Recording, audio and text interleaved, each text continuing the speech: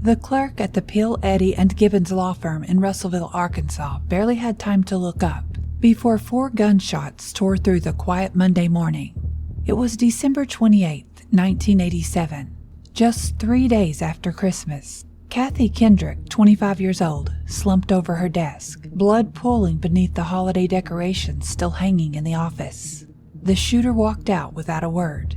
15 minutes later, at Taylor Oil Company across town, fireman J.D. Chaffin fell to the floor, fatally wounded. Owner Rusty Taylor clutched his bleeding arm. Another employee dove for cover. At the Sinclair Mini Mart, 2 more shots, 2 more wounded.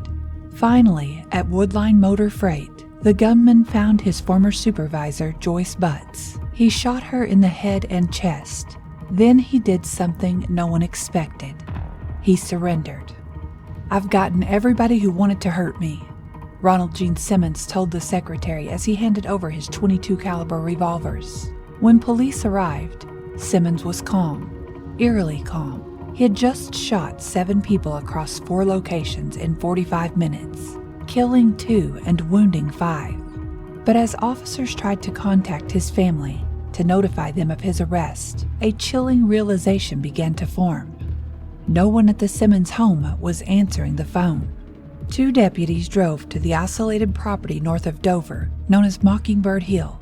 What they found behind the 8-foot privacy fence would become the worst family massacre in American history. 14 members of Ronald Gene Simmons' family lay dead throughout the house and property, bodies covered with coats arranged near a Christmas tree, toddlers wrapped in plastic sheeting and hidden in abandoned cars, 7 corpses dumped in a cesspit that Simmons had ordered his children to dig months earlier, under the pretense of building an outhouse.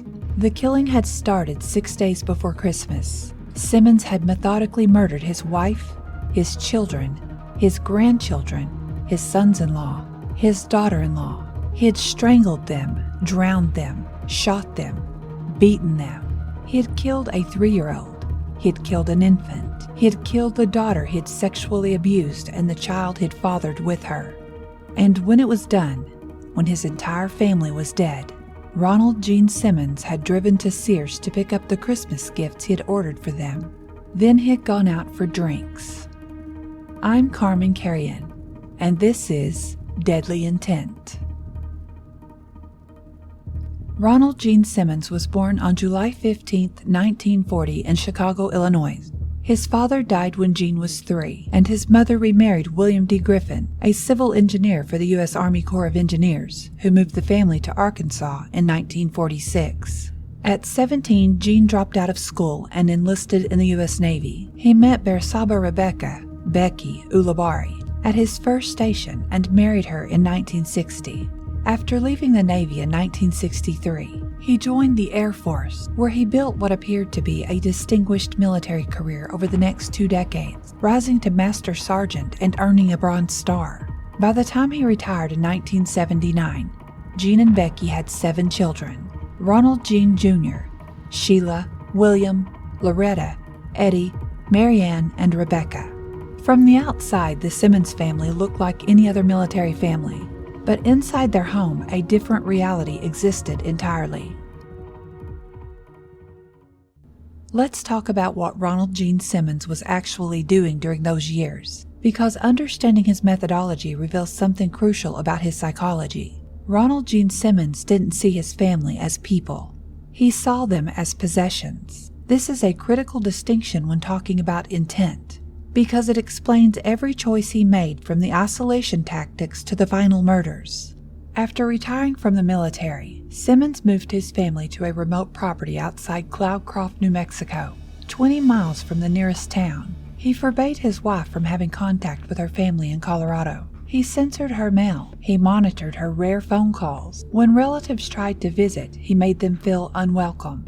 His children were not allowed to answer the door unless he was present. They were not allowed to have friends over. They were not allowed to participate in extracurricular activities. They attended school, came home, and existed under his absolute authority. This level of isolation isn't just about control. It's about creating a reality where he is the sole authority, the only source of approval, punishment, love, and survival. Psychologically, this is how you break someone's sense of self and autonomy. This is how you transform human beings into extensions of your will. Becky Simmons was essentially a prisoner, and she knew it. In letters discovered after her death, she described her life in heartbreaking detail. "I am a prisoner here, and the kids too. Dad has made me like a prisoner. I don't want to live the rest of my life with Dad. Every time I think of freedom, I want out as soon as possible." She used the word prisoner multiple times. That wasn't hyperbole. That was accurate assessment of her reality. But Simmons' control went beyond psychological manipulation and isolation. He was physically violent, regularly beating Becky. His son, Ronald Gene Simmons Jr., repeatedly intervened to protect his mother from these assaults, and on at least one occasion, the elder Simmons nearly killed his son for it. Think about what that tells us. When Gene Jr. stepped between his father and mother, he was challenging the hierarchy Simmons had constructed. He was saying, "You don't have the right to hurt her." And Simmons' response was to nearly kill him. Because in Simmons' mind, he did have that right. She was his. They were all his, to do with as he pleased. And then there was Sheila. In July 1980, when Sheila was 17 years old, Ronald Gene Simmons took his daughter to a coin show in California. They stopped at a hotel in Phoenix, and there, in that hotel room, Simmons raped his own daughter. Let's be very clear about what incest reveals psychologically. This wasn't about sexual attraction. This was the ultimate expression of ownership. The taboo against incest is one of the most fundamental boundaries in human society across virtually every culture. When someone violates that boundary with their own child, they are saying, "There are no rules that apply to me.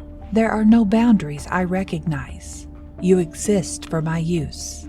This wasn't a single incident born of impulse. According to social workers' investigations, Simmons sexually abused Sheila at least 3 times between July and September of 1980. He was methodical, deliberate. He knew exactly what he was doing. In March 1981, Sheila realized she was pregnant. On June 17, 1981, she gave birth to a daughter, Sylvia Gail Simmons. The baby's father was her grandfather. When the New Mexico Department of Human Services began investigating, here's what's psychologically revealing. Simmons insisted the family would raise the child. He didn't show shame. He didn't show remorse. He insisted on keeping the physical evidence of his crime, the child, in his home, under his control. A social services report dated June 8, 1981, requested that District Attorney Sanders seek a court order for custody of Simmons' 4 daughters still in the home.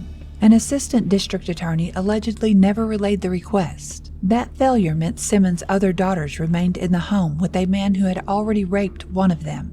It was Simmons' own son, Ronald Gene Jr., who finally took action. He contacted local social service agencies and reported his father's crimes. On August 11, 1981, 2 months after Sylvia's birth, Simmons was charged in New Mexico's 12th Judicial District with 3 counts of incest. He faced up to 9 years in prison if convicted. Sheriff's deputies went to arrest him. The house was empty. The entire Simmons family had vanished. Ronald Gene Simmons had packed up his wife, his children, his daughter he'd raped, and the baby he'd fathered through that rape, and fled in the night to Arkansas. Here's what that tells us about intent. Simmons wasn't running alone. He could have abandoned his family and disappeared. Instead, he took them with him. Why? Because they were his property, and you don't leave your property behind. But there's something even darker here. By taking them with him, especially Becky and the children who knew what he had done, he was ensuring they remained under his control, unable to testify, unable to escape. He was taking his victims with him into hiding. This is intent. This is a man who knew exactly what he was doing and took deliberate steps to avoid accountability while maintaining total control over his victims. He didn't feel remorse. He didn't turn himself in. He didn't let them go. And in running, he took his victims with him. The flight to Arkansas wasn't an escape. It was a kidnapping.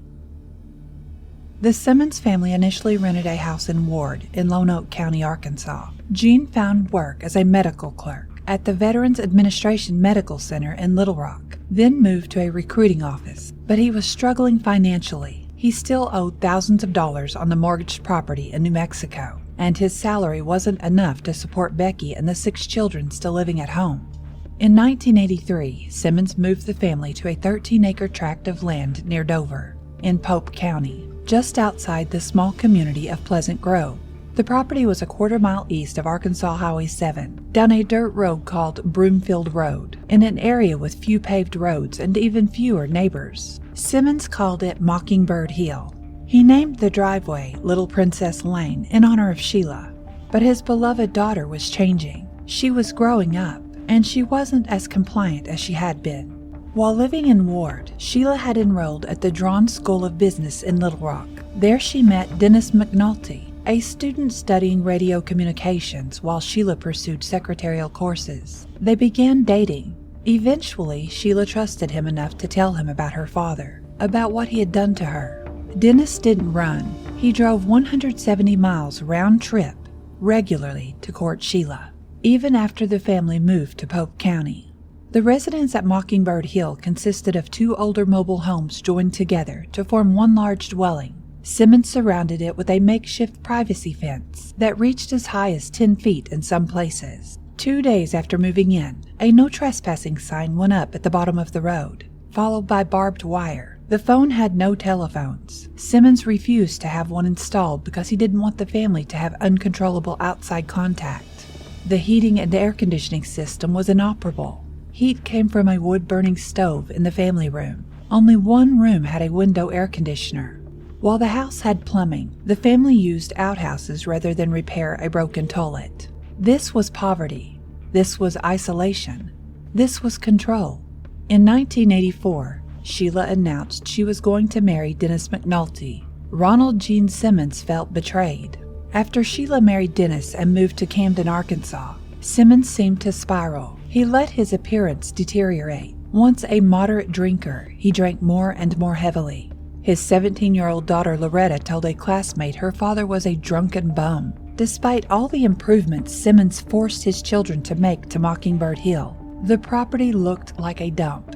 Ronald Gene Simmons was a failure. His military career was over. His financial situation was desperate.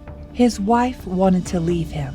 His oldest daughter, the one he was obsessed with, had married another man. His children resented him, and he knew it. Simmons found low-paying jobs in Russellville but couldn't keep them. He worked as an accounts receivable clerk at Woodline Motor Freight, but quit after numerous reports of inappropriate sexual advances toward coworkers. While there, he had become infatuated with a receptionist named Kathy Kendrick. He bought her flowers. He tried to persuade her to go out with him. She wasn't interested. She was uncomfortable. When his unwanted advances continued, Kendrick complained to their supervisor, Joyce Butts, who reprimanded him. He left and took a job at Sinclair Mini Mart, where he worked for approximately a year and a half. He quit that job on December 18, 1987. By that point, Ronald Gene Simmons had been planning murder for 2 months. Here's what we know about Simmons' planning. And this is crucial for understanding not just intent, but the unique psychology at work here. In October 1987, 8 weeks before the murders, Simmons decided he was going to kill his entire family. This wasn't a sudden snap. This wasn't a moment of lost control. This was a plan. But let's talk about what makes this case psychologically distinct. Because Ronald Gene Simmons doesn't fit the typical family annihilator profile. And that matters. Most family annihilators fall into predictable patterns. The self-righteous annihilators kill his family and then himself because he sees himself as saving them from some perceived shame or financial ruin. He's the hero in his own narrative, even in murder. The disappointed annihilator kills because his family has failed to live up to his expectations, then often kills himself out of despair. The paranoid annihilator believes external forces are threatening his family, so he kills them to protect them from those threats. Almost all of them commit suicide after the murders. That's part of the psychology. The family is an extension of self, and when they're gone, there's nothing left. Ronald Gene Simmons killed 16 people, and had absolutely no intention of dying. Think about what that reveals. This wasn't about despair. This wasn't about protection or mercy or even twisted love. This was about revenge and control. And Simmons wanted to be alive to know he'd gotten away with it, to know he had won. Several weeks before Christmas, Simmons ordered his children to dig a new privy pit on the property. He told them it was for a third outhouse. His children dug their own grave. The psychological coldness required for this is staggering. He watched his children, some of them still in elementary school, dig the hole where he planned to dump their corpses. He supervised the work. He probably corrected them if they weren't digging deep enough. And the entire time, he knew what the hole was really for. On December 18, 1987, Simmons quit his job at the Sinclair Mini Mart 1 week before Christmas. He was cutting ties, eliminating his daily routine, clearing his schedule for murder. This is the behavior of someone executing a plan, not someone losing control. He sent letters to his 3 oldest children, Gene Jr., Billy, and Sheila, inviting them to come to Mockingbird Hill for Christmas. Gene Jr. lived in San Antonio, Texas. Billy and his wife, Renata, lived elsewhere. Sheila and Dennis lived in Camden with their children. Getting the entire family together in one place required coordination. Simmons was gathering his victims. Prosecutor John Brynum would later state his belief about Simmons' motive. In my opinion, the true motive was basically so that he could kill Dennis and Sheila, and he had to kill all those people in preparation for Dennis and Sheila. Let's unpack the psychology of that statement because it's critical. Simmons wanted to kill his daughter who'd escaped him and the man who'd helped her escape, but he couldn't just drive to Camden and shoot them. That would bring immediate police attention, immediate investigation, immediate consequences. So he developed a strategy. Invite them to his home for Christmas. Make it seem normal, expected, even loving. And to make their arrival seem unremarkable. To eliminate witnesses who might question their deaths. To complete his revenge against everyone who'd wronged him, he decided to murder his entire family first. This is the opposite of impulsive rage. This is calculated strategic thinking. Simmons was solving a problem. How do I kill the people I most want dead while minimizing my risk of getting caught? His solution was familicide as camouflage. Think about the emotional detachment required to use your wife's murder, your young children's murders, your grandchildren's murders as tactical steps toward your real goal. Most people can't conceptualize that level of instrumentalization of human life. Simmons planned it and executed it. But even that explanation doesn't fully account for the methodical nature of what came next, or what it reveals about his psychological state. A handwritten note found in Simmons' safe deposit box at People's Bank and Trust in Russellville after his arrest revealed his obsession with Sheila. Addressed to her, though never sent, it read in part, "If you are trying to hurt me, then you should be very proud of yourself, because you have done a very good job of it. You have destroyed me. I do not want Dennis McNulty, to set foot on my property. He turned you against me. You want me out of your life. I will be out of your life. I will see you in hell." This letter is a psychological Rosetta Stone. Look at the language. Look at the logic. You have destroyed me, not I'm disappointed or I'm angry. Destroyed. In Simmons' mind, Sheila's act of leaving, of choosing Dennis, of building an independent life, wasn't just rejection. It was annihilation of his very self. He turned you against me. Simmons couldn't accept that Sheila left because of what he had done to her. In his narrative, Dennis was the villain who corrupted his innocent daughter. This is complete psychological denial of his own culpability. I will see you in hell. This is a promise, a threat, and it's telling that Simmons envisions an afterlife where he and Sheila are together, even if it's in damnation. He literally cannot conceive of a reality where they are separated, even in death. The letter reveals something critical. Simmons saw Sheila's independence as a personal attack, an act of betrayal so profound it justified murder. Not just her murder, everyone's murder. This is the psychology of malignant narcissism, mixed with paranoia and an inability to accept loss of control. When you combine those traits with a capacity for violence and a complete absence of empathy, you get someone capable of exactly what Simmons did.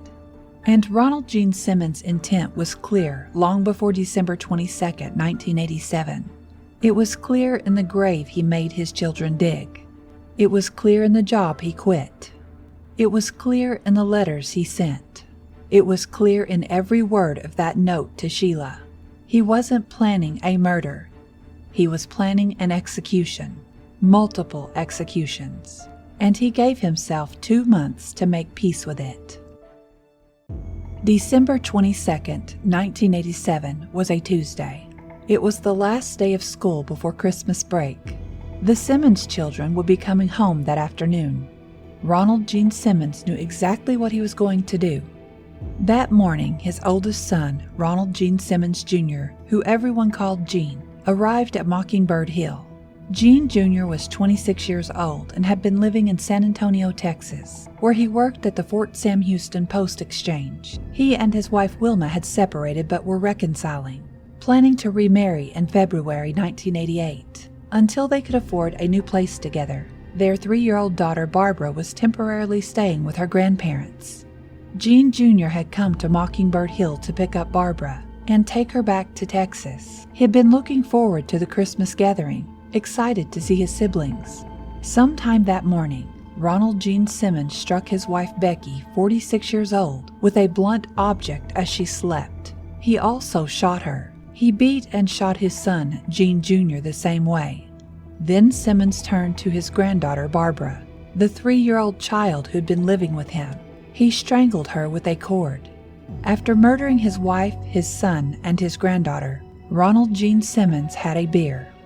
Then he dragged all 3 bodies to the cesspit his children had dug, the pit they thought was another outhouse, and dumped them inside. He went back into the house and waited. That afternoon, the Dover school bus dropped off the 4 Simmons children who still lived at home: Loretta, 17, Eddie, 14, Marianne, 11, and Becky, 8. They came home expecting Christmas vacation, presents, maybe a holiday dinner. Their father told them he had presents for them, but he wanted to give them out one at a time. He wanted it to be special, private. Loretta went first. Simmons led her behind the house. He strangled her. Then he held her head underwater in a rain barrel until she drowned. One by one he called his other children: Eddie, Marianne, and little Becky, just 8 years old. He killed them the same way: strangulation and drowning, one at a time so the others wouldn't hear, wouldn't fight back, wouldn't run. By the end of December 22, 1987, 7 members of the Simmons family were dead. Becky Simmons, 46, Ronald Gene Simmons Jr., 26, Barbara Simmons, 3, Loretta Simmons, 17, Eddie Simmons, 14, Marianne Simmons, 11, and Rebecca Becky Simmons, 8. Their bodies lay in the cesspit. Their killer slept in the house. Over the next 3 days, as families across America prepared for Christmas, Ronald Gene Simmons lived alone on Mockingbird Hill, with the corpses of half his family rotting in a hole in his backyard.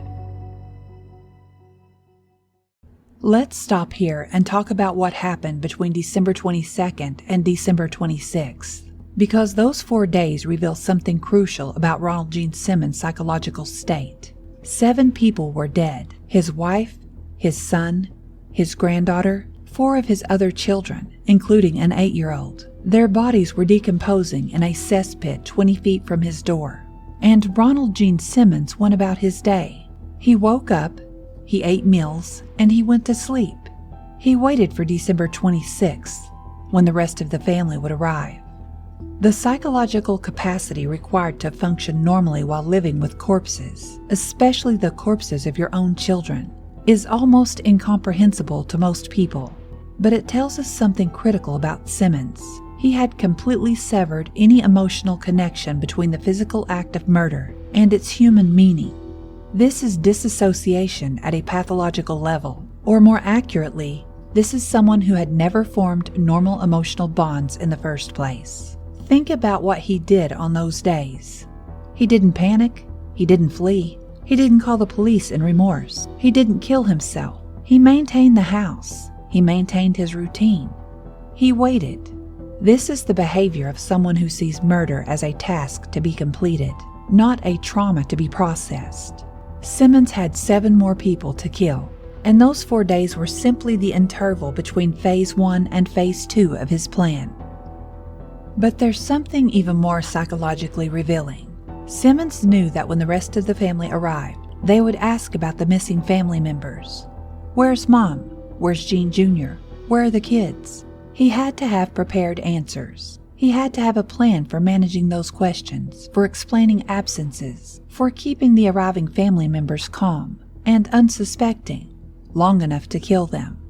The psychological compartmentalization required for that kind of deception while standing 20 feet from a pit full of your family's corpses is the signature of someone with a profound personality disorder. This isn't just antisocial personality disorder. This is someone fundamentally incapable of experiencing empathy, remorse, or human connection. Psychologists call this instrumental violence, violence used as a tool to achieve a goal, without any emotional investment in the act itself. Simmons didn't kill his wife and children in a rage and then have to live with what he had done. He killed them, checked them off his list, and moved on to the next phase. Those 4 days of waiting weren't torture for him. They were preparation. On December 26th, the day after Christmas, the rest of the family arrived. William Billy Simmons, 21, showed up first with his wife Renata, 22. They brought their 20-month-old son, Trey. Simmons shot Billy and Renata. Then he strangled and drowned their toddler, Trey. Later that day, Sheila McNulty arrived with her husband Dennis and their children. Sheila was 24 years old, the daughter Simmons had raped, the daughter he'd written about in his note, the one he'd promised to see in hell. Simmons shot Sheila multiple times. He shot Dennis McNulty multiple times. Then he murdered their children. Sylvia Gale McNulty was 7 years old, the child Simmons had fathered through raping his own daughter. He strangled her. 21-month-old Michael McNulty was the last to die. Simmons strangled him too. 14 people, his wife, his children, his grandchildren, his sons-in-law, his daughter-in-law. 14 people who came to Mockingbird Hill for Christmas. Simmons arranged some of the adult bodies in the house, covering them with coats. He placed them near the Christmas tree, surrounded by wrapped presents that would never be opened. He took Trey and Michael, wrapped their small bodies in plastic sheeting, and hid them in abandoned cars on the property. And then Ronald Gene Simmons got in his car and drove to the Sears store in Russellville. He picked up the Christmas presents he'd ordered for his family, gifts for people he'd just murdered. That night, he went out drinking at North 40, a private club in Russellville. Pope County was dry, so alcohol was only available in private clubs. Simmons sat at the bar, had drinks, and went home. Let's talk about the Christmas gifts and the drinking, because those actions reveal something deeply disturbing about Ronald Gene Simmons' psychology. He killed 14 members of his family. Then he went to Sears and picked up presents for them. Think about what that means. At some point before the murders, probably weeks before, Simmons had gone to Sears and ordered Christmas gifts. He browsed. He selected items. He had paid for them. He had arranged a pickup date. And then, after murdering everyone those gifts were intended for, he went and picked them up anyway. This isn't just compartmentalization. This is someone who was either A, so committed to maintaining the appearance of normalcy that he continued following the script even after the performance was over, or B, so psychologically detached from reality that he genuinely didn't register the absurdity of picking up gifts for corpses. Either explanation is chilling, but I think there's a third possibility that's even darker. Simmons was enjoying the performance. Think about it. He'd spent months planning these murders. He had executed them methodically over 6 days. And now he was walking through Sears, interacting with the clerk, picking up Christmas presents, while in his mind he knew exactly what he had done. That's not detachment. That's a sense of superiority. That's the thrill of knowing something no one else knows. That's the dark satisfaction of fooling everyone around you. The same psychology explains why he went out drinking that night. Simmons didn't go home and isolate himself with the horror of what he had done. He went to a bar. He had drinks. He was around people. He was performing normalcy. And here's what's crucial. For someone like Simmons, who'd spent decades maintaining a facade, the decorated military veteran, the father, the husband, while hiding the reality of abuse, incest, and violence, this performance wasn't new. This was his default mode. The real Ronald Gene Simmons had hidden for so long that the mask had become more real to him than whatever was underneath. But there's another element to the staging that reveals his psychology. The bodies arranged near the Christmas tree with wrapped presents. This wasn't random. This was deliberate staging. Simmons was creating a tableau, a scene. Some investigators have suggested this might have been mockery, a final act of contempt for his family and the holiday they'd gathered to celebrate. But I think it was something else. I think it was Simmons' way of completing the narrative he'd created. He'd invited them for Christmas. They'd come for Christmas. And there they were, at Christmas with presents, just as planned. In his mind, the plan had been executed perfectly. Everyone was exactly where they were supposed to be. The fact that they were dead didn't change the essential structure of the scene. This is the psychology of someone who relates to people as objects in a narrative he controls, not as autonomous human beings with their own existence. The wrapped presents are especially telling. Simmons could have unwrapped them, taken them, sold them, thrown them away. Instead, he left them wrapped and placed them near the bodies. He was completing the picture. He was following the script. It's the same reason he went to Sears to pick up the gifts. Not because he wanted them or planned to use them, but because that was the next step in the performance. He had ordered them. Therefore, he picked them up. Logic without empathy. Structure without soul. For 2 days, he stayed at Mockingbird Hill with the bodies. 2 days with corpses under coats by the Christmas tree. 2 days with his children's bodies in the cesspit. 2 days with his grandson's tiny corpses hidden in cars. On the morning of December 28th, the first Monday after Christmas, Ronald Gene Simmons wrote a short letter, put it in an envelope with $250, and addressed it to his mother-in-law, May Novak. Dear Ma, sometimes you reap many more times what you sow. This is just a little token of our appreciation. Keep it in remembrance of us. Love, Gene. He wrote 2 similar letters to nieces, each with money enclosed. Then, armed with 2 .22 caliber revolvers, Ronald Gene Simmons drove his dead son's car into Russellville. He had meticulously mapped out his route. He had a list. He was going to kill the people who had wronged him. Let's be very clear about what happened on December 28, 1987, because this wasn't random violence.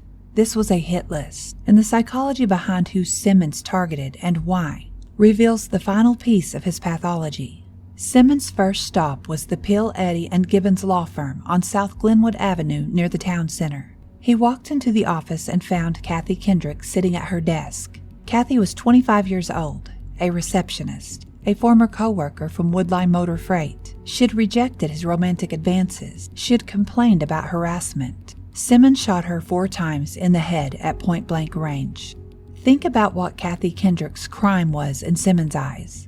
She said no. She set a boundary. She reported his inappropriate behavior to their supervisor. She rejected him. And for that, Ronald Gene Simmons drove across town 6 days after murdering his entire family and shot her 4 times in the head while she sat at her desk. This is the same psychology that drove him to murder Sheila and Dennis. They had rejected his control, rejected his ownership. chosen their own lives over his desires. In Simmons' mind, that rejection was an unforgivable offense. He walked out and drove to Taylor Oil Company. There he found Rusty Taylor, the owner of the Sinclair Mini Mart where Simmons had worked, until quitting 10 days earlier. Taylor had been his boss. Simmons shot him. J.D. Jim Chaffin, 33 years old, was a full-time Russellville fireman and part-time truck driver for Taylor Oil. There he found Rusty Taylor, the owner of the Sinclair Mini Mart where Simmons had worked until quitting 10 days earlier. Taylor had been his boss. Simmons shot him. J.D. Jim Chaffin, 33 years old, was a full-time Russellville fireman and part-time truck driver for Taylor Oil. He was just in the wrong place at the wrong time. Simmons shot and killed him. Chaffin wasn't even on the list, he just happened to be there. Here's what that tells us. Simmons was willing to kill a complete stranger, someone who had never wronged him, someone he probably didn't even know, simply because that person was present during the execution of his plan. Chaffin's murder reveals how thoroughly Simmons had dehumanized everyone around him. People weren't individuals with their own lives and loved ones. They were obstacles or targets of irrelevancies. Chaffin was in the way, so Simmons killed him. No hesitation, no moral calculation, just elimination. Simmons fired at another employee but missed. Then he left.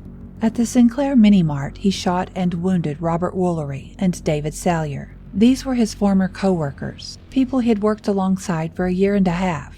His final stop was Woodline Motor Freight, where he had worked before quitting over sexual harassment complaints. He found his former supervisor, Joyce Butts, the woman who had reprimanded him for harassing Kathy Kendrick. Simmons shot her in the head and chest. She survived, but with permanent brain injuries, including brain damage and partial paralysis.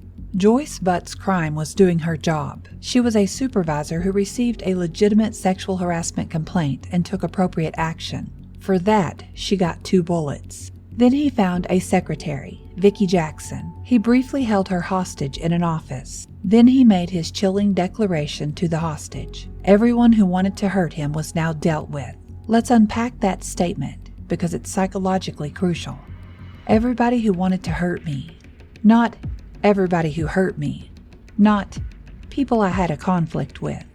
People who wanted to hurt him. In Simmons' mind, Kathy Kendrick rejected his advances wasn't about her boundaries or her discomfort. It was about her desire to hurt him.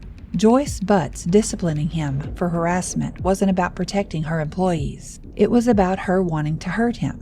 His wife planning to leave wasn't about escaping abuse. It was about wanting to hurt him. Sheila marrying Dennis wasn't about building her own life.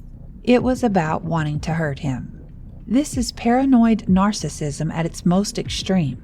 Simmons had constructed a reality where he was the perpetual victim, where every boundary set against him, every consequence for his actions, every person who chose themselves over him was actually an attack, a conspiracy, a deliberate attempt to wound him.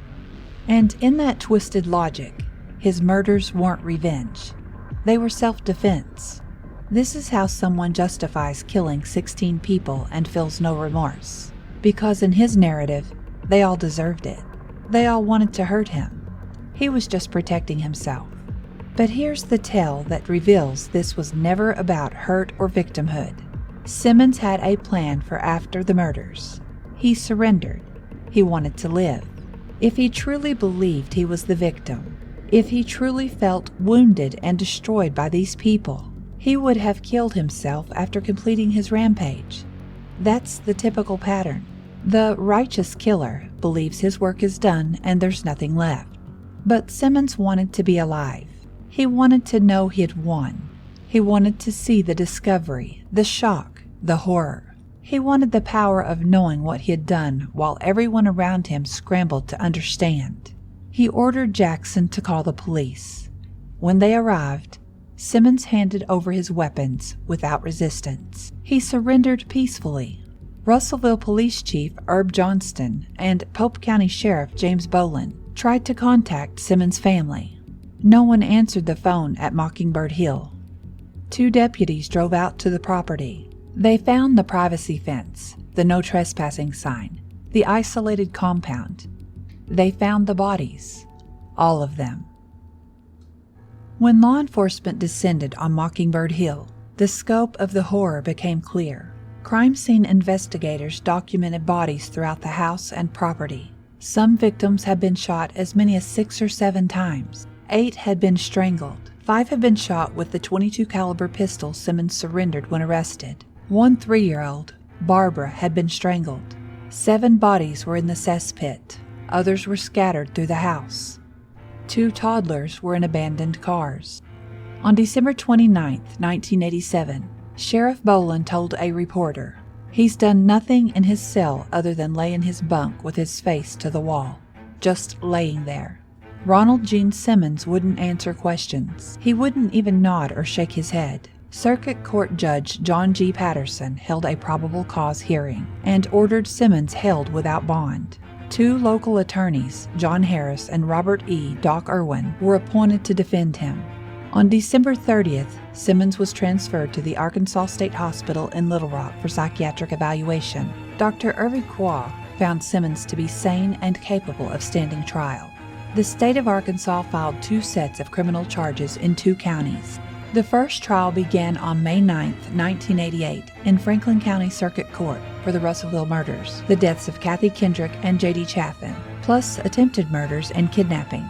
Prosecutor John Bynum presented overwhelming evidence. Law enforcement testified about the crime scenes. Forensic experts matched bullets from the surrendered weapons to victims' wounds. Witnesses described Simmons' methodical movements through Russellville. On May 12, 1988, the jury convicted Ronald Gene Simmons of capital murder.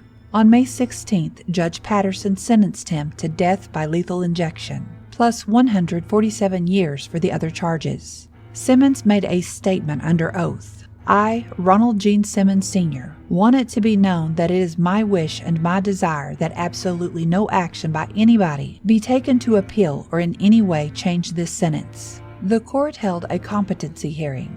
Experts testified that Simmons understood the choice between life and death, that he was mentally competent to waive his right to appeal, and that his choice was made knowingly and intelligently. The court agreed. The second trial began in Johnson County Circuit Court for the murders of the 14 family members. During this trial, Prosecutor Bynum introduced the letters from Simmons' safe deposit box, the one addressed to Sheila, the one that said, "I will see you in hell." When the letter was ruled admissible, something snapped. Simmons jumped out of his seat and lunged at Bynum, punching the prosecutor in the face. Deputies grabbed him. Simmons struggled, appearing to reach for a deputy's handgun. Officers wrestled him to the floor, subdued him, and dragged him out of the courtroom in chains. Johnson County Sheriff Eddie King later said, "Our Gene Simmons jumped at the prosecutor, and we grabbed a hold of him and subdued him and put him up in the cell." When asked how the attack helped his case, Bynum said, "Nothing, except it shows what kind of violent man we're dealing with here. It shows how fast a man can go from 0 to 60. When testimony resumed, Simmons was allowed back in the courtroom in chains. On February 10, 1989, the jury convicted Ronald Gene Simmons of 14 counts of capital murder. He was sentenced to death by lethal injection, with an execution date set for March 16, 1989. Once again, Simmons waived all rights to appeal, but another death row inmate, Jonas Whitmore, filed a motion to intervene. Whitmore argued that Simmons waiving his appeals could set a precedent that jeopardized the appellate rights of other death row inmates. The Arkansas Supreme Court denied Whitmore's motion, ruling he lacked standing. Whitmore then petitioned the U.S. Supreme Court to stay Simmons' execution. On March 16, 1989, while Simmons was eating what he expected to be his last meal, the Supreme Court temporarily blocked the execution. The legal battle continued for more than a year. Finally, on April 24, 1990, the Supreme Court rejected Whitmore's challenge by 7-2 vote. On May 31, 1990, Arkansas Governor Bill Clinton signed Simmons' execution warrant. Ronald Gene Simmons was scheduled to die on June 25, 1990. He chose lethal injection himself. He'd be the first person executed by that method in Arkansas since the state had reinstated the death penalty. For his last meal, Simmons requested a chef's salad, cherry Kool-Aid, and strawberry ice cream. Before his execution, he made one final statement. "To those who oppose the death penalty, in my particular case, Anything short of death would be cruel and unusual punishment. At 9:02 p.m. on June 25, 1990, Ronald Gene Simmons was executed by lethal injection at the Cummins unit in Grady, Arkansas. He was declared dead at 9:19 p.m. He was 49 years old. None of his surviving relatives claimed his body. He was buried in a potter's field near the prison. Ronald Gene Simmons never expressed remorse for his crimes. He never fully explained his motive. He took those answers to his grave. His defense attorney, John Harris, later reflected, "He was ready to die. He was at peace with it. He wanted it. I think he felt like they are going to take him out. He's going to take them out first." Before we close, we need to remember the people Ronald Gene Simmons murdered, not as names on a list, but as human beings whose lives had value. Rebecca Becky Simmons, 46 years old, was a wife and mother who endured decades of abuse and isolation. She dreamed of simple things most of us take for granted: visiting her children without permission, having a telephone, going shopping when she felt like it, attending church. She never got those freedoms. She deserved so much better than the life and death Ronald Simmons gave her. Ronald Gene Simmons Jr., 26, tried to protect his mother from his father's violence. He stood up to his father when no one else could. He reported his father's incest to authorities in New Mexico, trying to save his sister. He was excited to be reunited with his daughter Barbara and to see his siblings at Christmas. He was planning to remarry his wife Wilma and start fresh. He was a good man in an impossible situation. Barbara Simmons, 3 years old, was an innocent child caught between her parents' troubled marriage. She had been temporarily staying with her grandparents while her mom and dad worked things out. She never got to go home. Loretta Simmons, 17, told her classmates her father was a drunken bum. She saw who he really was. She was on the cusp of adulthood, likely dreaming of escape like her older siblings had managed. She never got that chance. Eddie Simmons, 14, was just a kid, trying to navigate adolescence in a deeply dysfunctional home. Marianne Simmons, 11, was a child, 11 years old. Rebecca Becky Simmons, 8 years old, was the baby of the family. 8 years old. Think about that. 8. William Billy Simmons, 21, and his wife Renata Simmons, 22, were young adults building a life together. They had a toddler son. They came to Mockingbird Hill for Christmas because it was family tradition, because Billy loved his siblings, because they wanted their son to know his grandparents. Their son Trey Simmons was 20 months old, not even 2 years old.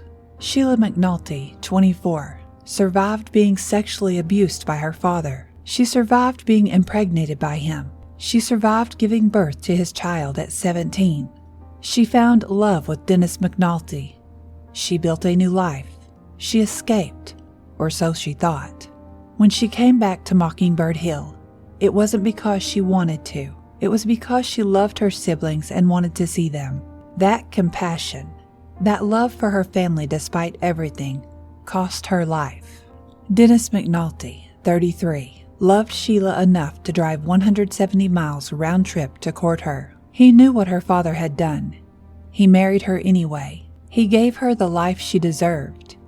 He was killed for it. Their daughter Sylvia Gail McNulty, 7 years old, carried no blame for how she came into this world. She was an innocent child, 7 years old. Their son Michael McNulty, 21 months old, barely more than a baby. Kathy Kendrick, 25, rejected a middle-aged man's inappropriate advances at work. She filed a complaint when he wouldn't take no for an answer. She was a receptionist trying to do her job. She was murdered for setting a boundary. J.D. Jim Chaffin, 33, was a Russellville fireman and part-time truck driver. He wasn't on Simmons' list. He was just at Taylor Oil Company that morning, doing his job. Wrong place, wrong time. He left behind people who loved him. These 16 people deserve to live. They deserve to celebrate Christmas 1987 and every Christmas after. They deserved futures. They deserved justice. And while Ronald Gene Simmons faced legal justice for his crimes, that doesn't bring them back. It doesn't undo the terror they felt in their final moments. It doesn't heal the surviving family members or the Russellville community. But we can remember them. We can speak their names. We can acknowledge that their lives mattered.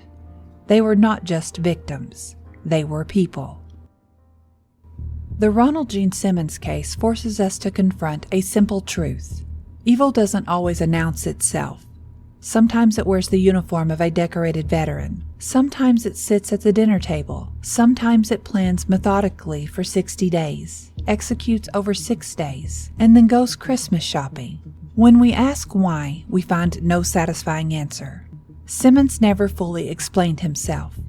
But understanding why matters less than understanding how, because method reveals intent. Ronald Gene Simmons made choices. He chose control over connection. He chose violence over accountability. He chose annihilation over acceptance. Every day for 60 days, he chose to continue planning. Every moment for 6 days, he chose to continue killing. This wasn't a man who lost control. This was a man who demanded it. And when he couldn't have it, he chose to destroy everything rather than let it go. 16 people are dead because one man refused to see them as human beings with their own lives, their own choices, their own right to exist outside his control. May those 16 souls rest in peace, and may we never forget that intent doesn't lie. People do.